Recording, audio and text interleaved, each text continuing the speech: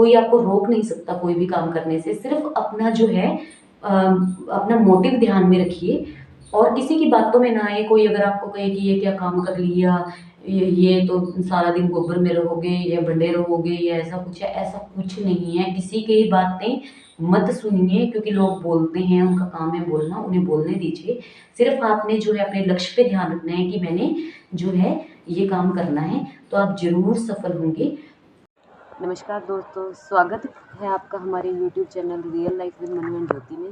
मेरा नाम ज्योति शर्मा है और मेरा काम जो है पशुपालन का है। तो आपकी काफ़ी दिनों से रिक्वेस्ट आ रही थी कि दी अपने काम के बारे में बताइए और काम कैसे आपने ये काम स्टार्ट किया और कितनी आपकी इसमें इन्वेस्टमेंट हुई और अभी आपके पास कितने पशु हैं और कितनी आपकी जो है इससे इनकम है। तो आज की वीडियो में मैं आपको यही बताने वाली हूँ। वीडियो को पूरा देखिएगा गाइस और स्किप मत कीजिएगा। आई होप कि आपको इस वीडियो से बहुत मोटिवेशन मिलेगा अपना जो है काम स्टार्ट करने के लिए।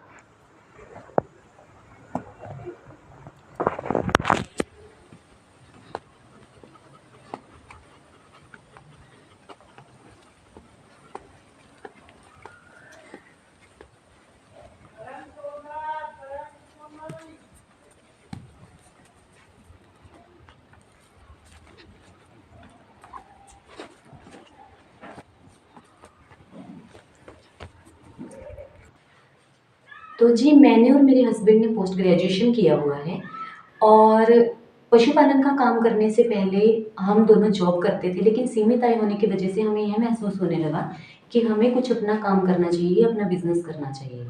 तो हमने जो है इस बारे में काफ़ी सोचा कि 2-3 महीने तो हमें यही सोचने में लग गए कि हमें क्या करना चाहिए। तो जैसे कोई भी काम है उसमें, जैसे दुकान ही लगा लीजिए, हमने सोचा कि हम दुकान कर लेते हैं, लेकिन उसमें इन्वेस्टमेंट बहुत ज़्यादा होती है। क्योंकि आप देखिए कि अगर हम 1-1.5 लाख रुपए उसमें इन्वेस्ट भी करते हैं और तो एक कोना भी दुकान का नहीं भरता, तो उसमें इन्वेस्टमेंट ज़्यादा है और रिस्क भी रहता है कि दुकान चलेगी भी या नहीं, क्योंकि हमें कुछ एक्सपीरियंस नहीं है। तो हम कोई ऐसा काम करना चाहते थे कि जिसे हम कम इनकम से स्टार्ट करके, मतलब कम इन्वेस्टमेंट से स्टार्ट करके और उसे सीख के आगे बढ़ा सके, ताकि उसमें रिस्क ज़्यादा ना हो। तो हम यही सोचते रहे। तो सडनली मेरे और मेरे हस्बैंड के दिमाग में एक बात आई कि हम गाय रख के देख लेते हैं। तो मेरे फादर जो हैं उनका भी पशुपालन का ही काम है, तो मैंने उनसे बात की कि हम जो है गाय रखना चाहते हैं। तो मेरे फादर ने बोला कि कोई बात नहीं, आप रख के देख लो, अगर आप करना चाहते हो तो आप कर लो, अगर चला तो ठीक है, नहीं तो मैं गाय वापस ले लूँगा या जो भी मैं पशु आपको दूँगा मैं वापस ले लूँगा, कोई ऐसी बात नहीं है, आप करके देख लो। तो जी मैंने जो है उससे जो है हमारा भी कॉन्फिडेंस बढ़ गया और मैं अपने फादर से 55,000 की 2 गाय लेकर आई। उसमें जो है एक गाय तो ताजी थी और एक गाय को छठा सातवां महीना लगा हुआ था, मतलब वो ब्याने वाली थी। तो दोनों ही गाय जो है यहाँ पे हमारे यहाँ पे उसे दोगली नस्ल बोला जाता है, दोगली होती है वो, मिक्स ब्रीड होती है, तो वो वाली गाय मैं लेकर आई। तो जी जैसे मैंने काम स्टार्ट किया तो मुश्किल हमें क्या हुई कि चलो चारा पानी साफ सफाई तो हम कर लेते थे, लेकिन मिल्किंग हम में से दोनों में से किसी को भी नहीं आती थी।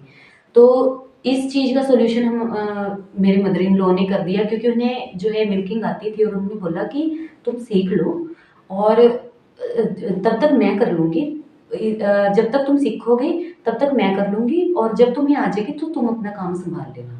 तो मेरे मदर इन लॉ जो हैं वो स्टार्टिंग में उन्होंने मिल्किंग की और धीरे-धीरे जो है हमने भी मिल्किंग दोनों ने सीख ली।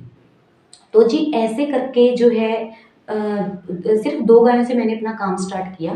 तो उससे क्या हुआ कि जैसे हमारा घर का दूध था, एक तो वो बच गया और 2-3 महीने बाद मेरी दूसरी गाय भी जो है उसकी भी डिलीवरी हो गई, तो दोनों गायों का दूध जो है हमारा परचून में लग गया।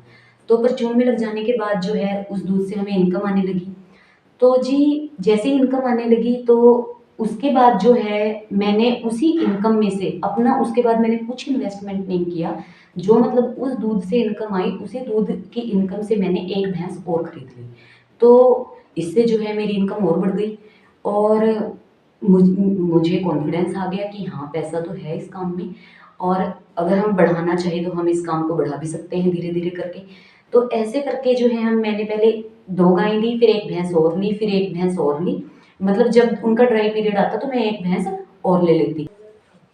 एक और बात है गाइस इस काम की, जो इस काम की मतलब मुझे बेस्ट लगी जो बात, कि इस काम में कोई कंपटीशन नहीं है। जितना भी आपका दूध है, क्योंकि ये 12 महीने 30 दिन चलने वाला काम है, दूध की ज़रूरत हमें रहती ही है। तो जैसे ही आप गाय या भैंस लेकर आएँगे तो आपके पीछे-पीछे जो है लोग भी जो है अपने बर्तन उठा के आ जाते हैं कि हमें दूध लेना है। क्योंकि जो दूध है वो कभी रुकता नहीं है, तो इस चीज़ की आपको कोई टेंशन नहीं रहेगी कि मेरा दूध बिकेगा या नहीं, या क्योंकि अगर आप कोई और काम करोगे तो आपको ये सबसे पहले तो यही सोचना पड़ेगा कि मार्केट कैसी हो, हमारा सामान बिकेगा भी या नहीं। तो इस काम में ये कोई टेंशन नहीं है, क्योंकि दूध है और ज़रूरत वाली चीज़ है तो बिकती ही बिकती है। तो इसी वजह से ये काम बेस्ट है गाइस। तो जी मेरे पास अभी 3 गायें और 5 भैंसें हैं और एक छोटी कटिया और बछिया है। तो मेरे पास टोटल 10 पशु हो गए हैं और सफिशिएंट है इतने मेरे लिए। मैं काम को तो अपने और भी बढ़ा सकती हूँ, लेकिन मैं और मेरे हस्बैंड इतने ही काम को जो है ईज़िली सँभाल सकते हैं, तो हम इतना ही रखेंगे इसको। और इससे जो है जो इनकम होती है वो भी हमारे लिए सफिशिएंट है। तो इसीलिए मैं इससे आगे अपने काम को नहीं बढ़ाऊँगी। 10 पशु मेरे लिए बहुत है और ना ही हमारे पास इतनी आगे जगह है। तो अगर हम इससे आगे काम बढ़ाना भी चाहिए तो हमें जो है किसी हेल्पर की ज़रूरत होगी, लेकिन हम इसमें जो है हमारा मतलब अच्छा गुज़ारा हो रहा है, तो इसलिए हम इतने ही पशु रखेंगे। तो जी ये तो बात रही कि मैंने पशुपालन कैसे स्टार्ट किया और क्यों किया। और अब मैं आपको बताती हूँ कि इससे इनकम कितनी है। तो जैसे मेरे पास आप नॉर्मली कोई 10 किलो वाली भैंस या गाय भी लगा लीजिए जो 10 किलो दूध देती है। तो आप लगा लीजिए, अगर जैसे हमारे यहाँ 70 रुपये केजी मतलब लीटर दूध है, तो आप आपके यहाँ लगा लीजिए कि 60 रुपये लीटर दूध हो। तो उसके हिसाब से आप लगा लीजिए कि एक दिन का 600 रुपये दूध बैठ गया। तो 600 रुपये के हिसाब से आपका महीने का बैठ गया 18,000 रुपये का दूध। तो एक भैंस आपको 18,000 रुपये की इनकम करके देती है 10 केजी वाली। तो आप लगा लीजिए कि मेरे पास 10 पशु हैं, तो उससे मेरी कितनी इनकम होगी, तो ये तो आप खुद ही समझदार हैं। तो उसमें से जो बीच में हैं 2-3 पशु जैसे ब्याने वाले भी होते हैं, कि ड्राई पीरियड भी होता है, क्योंकि ऐसे ही काम चलता है कि 2-3 पशु जो है ब्याने वाले हों और 3-4 पशु दूध दे रहे हों। तो ऐसे ही काम चलता है ताकि वो भी आ जाएँ तो उनका ड्राई पीरियड आ जाए। तो इस हिसाब से ही हमें काम करना है। तो बेसिकली अगर मैं आपको बताऊँ तो मेरी 60-65,000 के करीब अभी इनकम है। अगर आप कोई भी जॉब करोगे तो आप, मुझे नहीं लगता बढ़ेंगे, आगे ग्रोथ होगी, कब होगी नहीं होगी। तो अपना काम जो मुझे तो अपना काम बहुत बेस्ट लगा ये वाला, तो इसलिए मैं आपको सजेस्ट करूँगी कि अगर आप करना चाहते हैं तो ज़रूर करें, इसमें कोई दिक्कत वाली बात नहीं है। अपने एरिया के हिसाब से पशु लीजिए। आप जो अपने लिए सोचोगे वो बेस्ट है, क्योंकि हो सकता है कि आप मेरे से भी अच्छा ये काम कर लें। तो एरिया वाइज़ जो है पशु भी अलग-अलग होते हैं और नस्लें भी अलग-अलग होती हैं। तो मुझे जैसे ये मेरी गायें थी, जैसे ये दोगली गायें हैं, तो मुझे ये अच्छी लगी। हो सकता है आपके वहाँ पे एचएफ ब्रीड हो जो अच्छी हो, तो वो चीज़ आपको खुद ही घूम फिर के आपको खुद ही डिसाइड करनी पड़ेगी। आप किसी भी किसान के घर जाइए या कोई व्यापारी हो जो आपका विश्वास पात्र हो, तो उसके घर जाइए और अच्छी तरह 2-3 बार चुआई करके फिर ही पशुओं को लीजिए। और 1-2 पशु से ही, अगर आप मेरी मानिए तो 1-2 पशु से ही स्टार्ट कीजिए, ज़्यादा इन्वेस्ट ना करें। उनके दूध से आगे जो इनकम हो उससे अपने काम को बढ़ाइए, तो आपका काम आपको आगे बढ़ने से कोई नहीं रोक सकता। और मेरा खुद का एक्सपीरियंस है गाइस, हमारे पास मतलब अगर मैं अब ये सोच के बैठूँ कि हमारा काम इतना चल गया, अगर मैं उस टाइम पे ये सोचती तो मैं कभी इमेजिन भी नहीं कर सकती थी ये कि हमारा काम इतना चल जाएगा। लेकिन ये बात पक्की है गाइस कि जहाँ चाह है वहाँ राह है। और अगर आप एक बार अगर आप ये सोच लो कि मुझे ये काम करना है, तो अपने आप खुद ब खुद राह जो है बनती चली जाती है। आपको कुछ एक्स्ट्रा एफर्ट करने की ज़रूरत नहीं है, सिर्फ आपका दृढ़ संकल्प होना चाहिए और आपकी मेहनत पक्की होनी चाहिए।